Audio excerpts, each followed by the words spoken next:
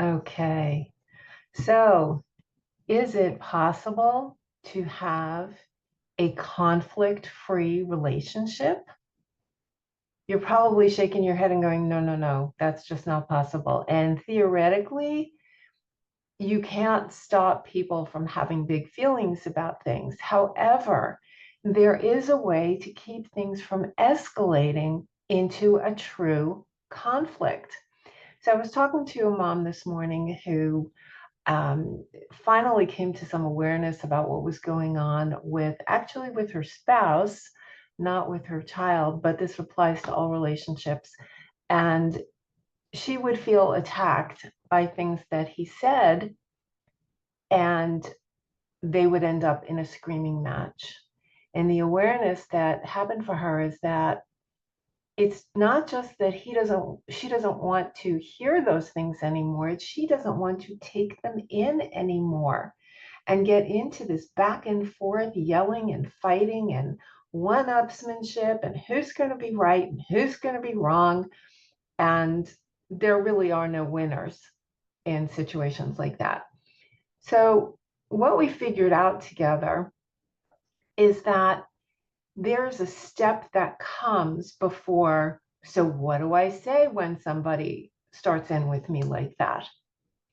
How do I get them to understand that what they're doing is hurtful? And my way of looking at this is that's not where you start, because people just want to be heard. And that's why the yelling starts, because they don't feel heard. And so they're going to talk louder and talk over you. And that only makes you want to talk louder and talk over them and convince them that they're wrong, not you. So the first step, which is really a boundary that you set to protect yourself from taking all this garbage in and from slinging garbage back at the other person, and that is to disengage. Now, there's a way to disengage that's respectful and doesn't get the other person's back up. So, what do I mean by that? If you're having a conversation with somebody that's starting to escalate and you know where it's going, like this mom did,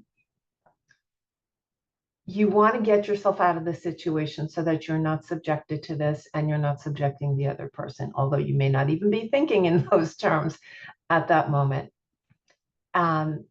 So in order to disengage, you don't just turn around and walk out the room, out the door.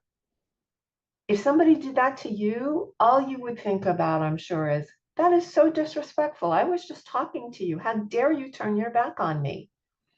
So the more effective way to disengage is to talk about it and explain very briefly, without making excuses, why you're leaving the room.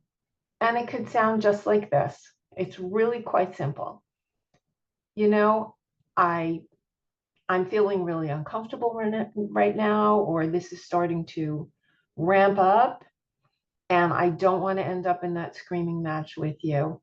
So I'm going to leave the room now and give myself some time to settle down. We can come back and talk about this later. Okay. And then you quietly walk out the room. When you tell people what to expect, well, yeah, they still maybe PO'd at you.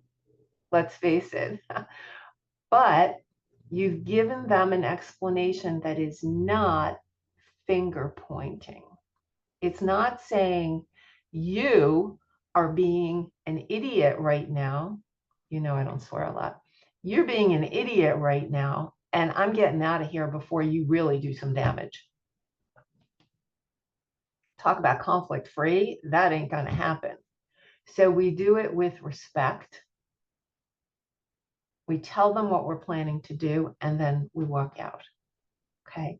So that's step number one. You can revisit this anytime you want, but it sends a very clear message to the other person that while you're not doing the finger pointing, you're also not going to stick around and, number one, be hurt, and number two, do the hurting. So in the case of this mom, when she talked about the screaming match, it's very important to talk about that. I don't want to get into a screaming match with you. And that wording alone indicates that you recognize that you're part of that match. Okay. So that's really the first step towards reducing conflict or keeping conflict from actually escalating into something big. Can you truly have no conflict zone? No, because people will get triggered and you're going to push their buttons and they'll push your buttons. And there's this tug of war going on, but it doesn't have to end in winner takes all. That's not what this is about. All right. And then you can go back another time and talk about what it is that's bothering you and how it affects you. Not you yell at me and that really sucks. And you criticize me. You. It's that finger is pointing the whole time you're saying those things. It's more like those kinds of interactions really are distressing for me. Right? You turn it back to yourself. And this is about much more than an I statement. This is about being real and possibly about being vulnerable. And we can talk about the whole vulnerability piece another time. So I'd love to hear what you think about this. Let me know your comments. If you have experiences to share, questions, I'm here. Thank you so much for watching. And I'll be back with another relationship tip for you next week because that's what it's all about. It's about the relationships and how we show up with people we care about. Take care. See you soon.